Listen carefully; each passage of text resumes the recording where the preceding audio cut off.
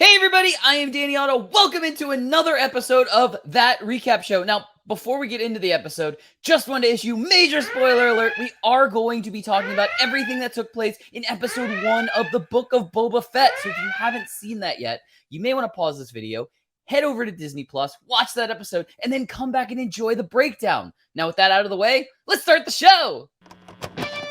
Poppin' Off presents That Recap Show.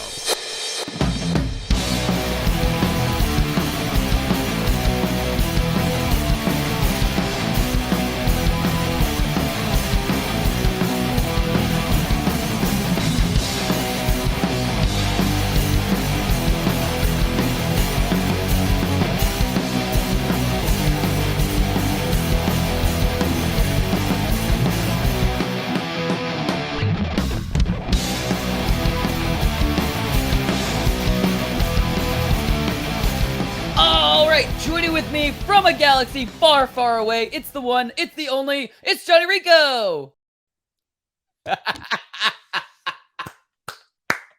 Oh, that's awesome.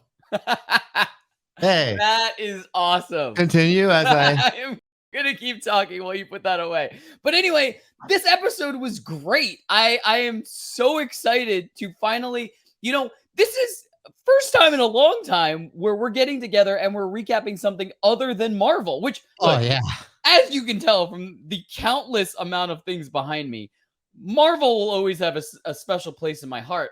But as we were talking before we were recording, Star Wars has been around since before both of us were born. Oh, yeah. And so we've kind of got adopted into the Star Wars fan base at very young ages. So, yeah, I mean, this is like, and this is kind of dealing with that old original source material. Like, I mean, this series really is like, only a few years after the original trilogy, which is kind of what we were all kind of, the source material for us. So it's really exciting to kind of, go back into that kind of universe and be there again and see these characters that were like, I can't believe that person's still there. I can't believe that person. This is crazy. So I'm so excited. I'm going to do instant reactions really quick. I don't want to talk over any of the points that we've already kind of been pointing out, but first two things that I had to bring up.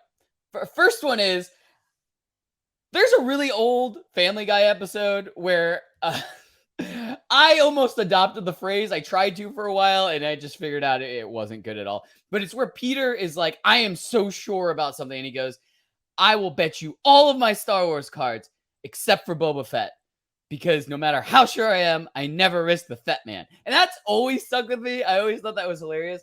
The other thing is there is a scene in this, a chase scene, where they're doing parkour. And the only thing I can think of during this chase thing, because that's just how weird my brain is the hardcore parkour episode of The Office. Parkour! Parkour!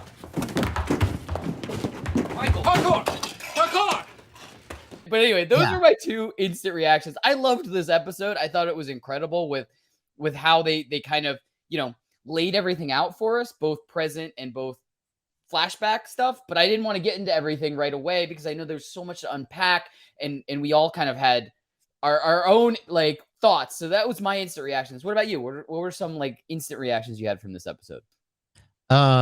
This was a really, really good start to this whole series, I thought, Danny. We're right back in that Mandalorian kind of world, but we're with a more familiar character, but he's more familiar, but really less familiar to some because there's really not much known about him and to a lot of people. So we're finally getting that deep dive into Boba Fett, and we're going that kind of classic like Tony Soprano route with him.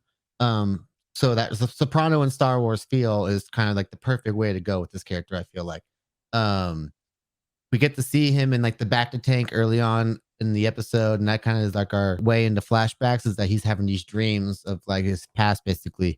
And so right away, we see how he got out of his infamous doom in Return of his Jedi, and being taken by the Tusken Raiders, of course, and how he's treated like as a prisoner. So we had to see Boba Fett kind of overcome adversity without his armor, basically. So really, Tamora Morrison is fantastic in this episode. Like, Going from what he was in Jango Fett in Attack of the Clones to now actually being full-fledged Boba Fett in Mandalorian, and now this series, like this is gonna be such a great show to watch, man. Yeah, I cannot wait for the rest of it. It's almost one of those things we've been so spoiled. I feel like with the Marvel Disney Plus shows, it was almost like, why don't we have 2 episodes today? Like I could have sat there and watched a whole nother episode, even though Oh this was yeah. a little bit longer than the average Disney Plus episode.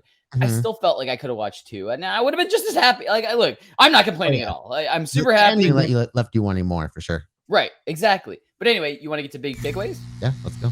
Yeah. All right. I'm going to kick us off.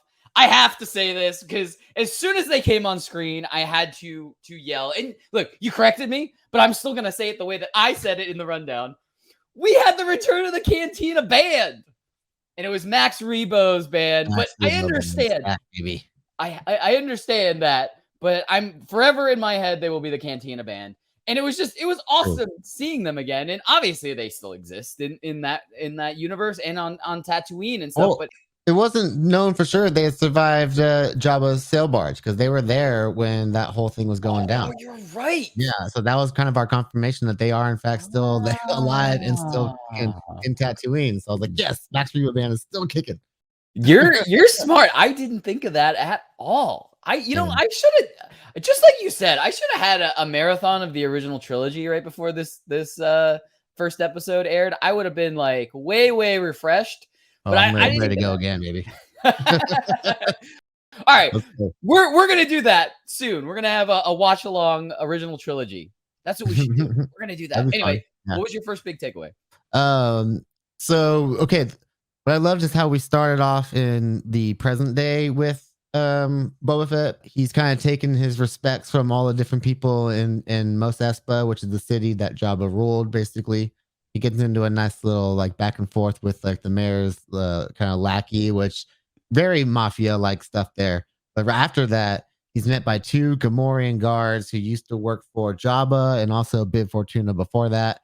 And basically, he's like, "Hey, if I spare your life, will you pledge loyalty to me?" And they're like, "Yeah, please keep us alive, and we'll work for you." And so after they have the meeting with Garza Fwip at the casino club, I'm not sure exactly what that was, but there's some gambling going on there. Basically, they're walking down the streets with their payment and stuff like that, and then they get jumped and robbed like pretty easily. Him and Fennec, surrounded by basically the Tatooine ninjas, and they get robbed by the Jawas. But who comes and save the day? The Gamorreans kind of get to see them be badasses for once in the Star Wars universe. Like we've always seen these really cool looking creatures and stuff like that, but a lot of them end up to be like kind of like stumbling idiots. But like when we see like why these things are considered guards for Jabba, that was why they beat the hell out of those guards, and that was pretty cool. Like they were slashing throats. It's just like, yeah, dude, it was pretty awesome to watch. The other thing I loved about this episode was really the whole dynamic between Boba Fett and the child Tusken Raider in the episode during the flashbacks. I think that's going to be the whole storyline of those flashbacks right there. I don't know if we're going to go off world pretty much with those flashbacks a lot. I think we're going to stay on Tatooine for most of this series. I don't know if it's going to be a season 2 of this. But hopefully I want to see more off-world stuff with Boba for sure. But that whole thing of them taking down that like giant sand creature, which is like this hybrid of like a reptile with like a centaur, and then like Goro from Mortal Kombat, and unarmored, and also kind of weakened Boba Fett. Took him down kind of like with the same choke that Leia took out Jabba with, which is a pretty cool nod to the original trilogy, of course. And, they're always trying to find ways to bring it back. The Star Wars is always echoing itself, right? Yeah.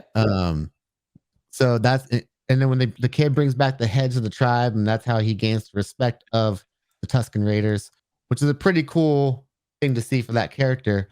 But also you have to remember that even at the end of the day, Boba Fett is still like a bad dude. So he's really just aligning with more bad people. Yeah. But he's doing it more in a heroic sense. Because of course he's a man that will, honor like his word, but he's still like kind of doing bad stuff at the end of the day. Right. He's got a code of ethics. Yes, exactly. He's got a code. He's a man with a code, but that's the whole Tony Soprano aspect of just like you're rooting for this guy who was a bad guy, but he's he's our hero of this show, so we have to find a way to root for him.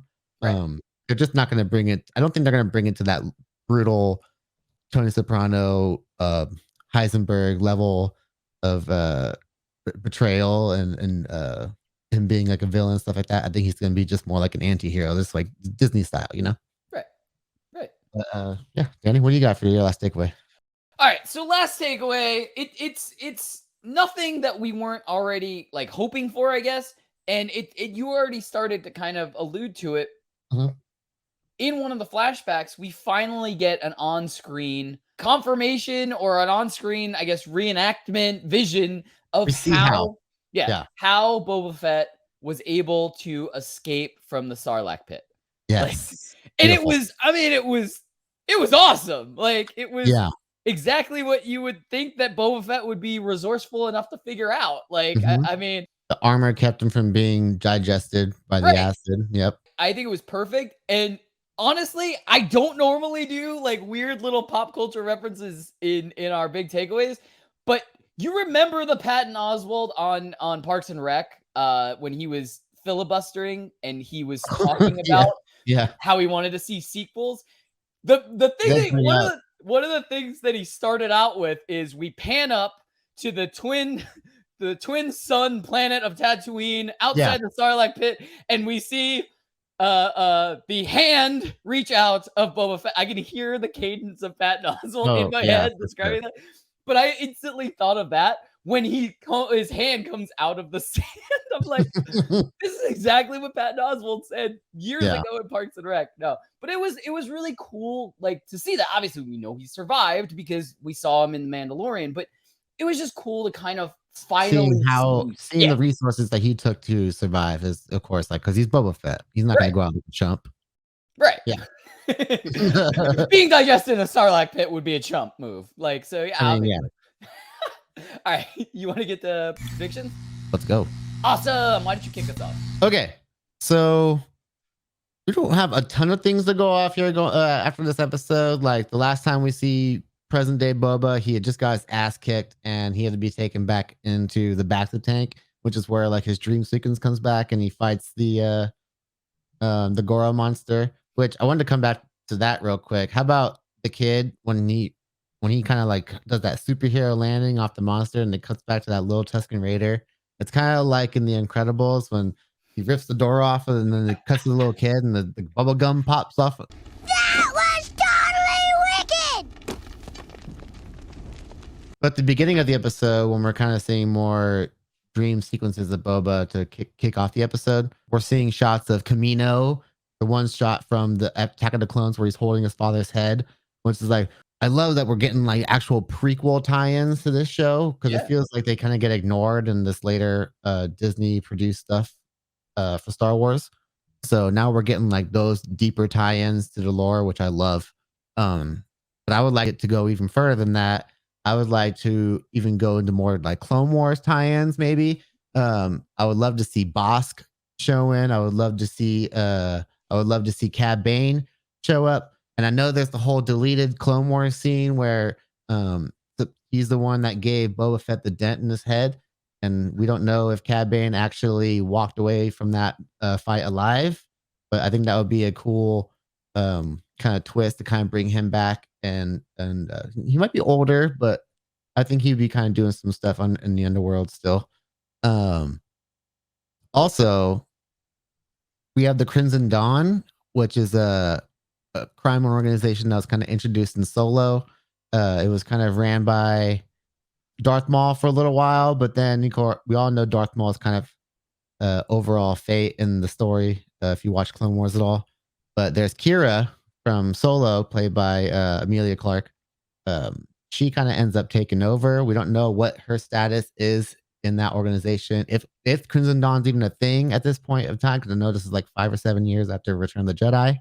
Mm-hmm.